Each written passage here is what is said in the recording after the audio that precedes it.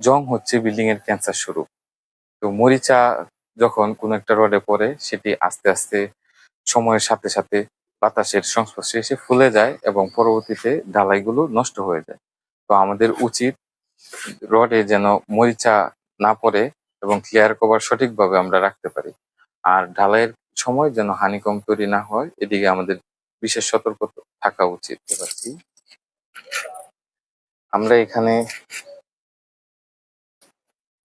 যে মাপটি দিয়েছিলাম তারা সেটি সঠিকভাবে রাখতে পারেনি। এছাড়াও এখানে কলামের ক্ষেত্রে সিঁড়ির পাশে এই পাশে কলামের ক্ষেত্রে নিচের কলাম এবং উপরের কলাম ঢালাইটি ফিনিশিং আসেনি এই জায়গায়, যেটি ফিনিশিং আনা প্রয়োজন ছিল। এবং আমরা এখানে যদি আবার লক্ষ্য করি ওয়াই স্ল্যাব, এখানে ওয়াই স্ল্যাব কতটুকু দেওয়া হয়েছে, এখানে আছে 6.5। তো ওয়াই স্ল্যাবের পরিমাণ এখানে ঠিক আছে, কিন্তু ডালাইয়ের পরিমাণ ডালাই ভালোভাবে দেওয়া হয়নি। তাছাড়া এখানে আমরা দেখতে পাচ্ছি রড বের হয়ে আছে, যে এই পজিশনে রড বের হয়েছে, আবার এই পজিশনেও রড বের হয়েছে।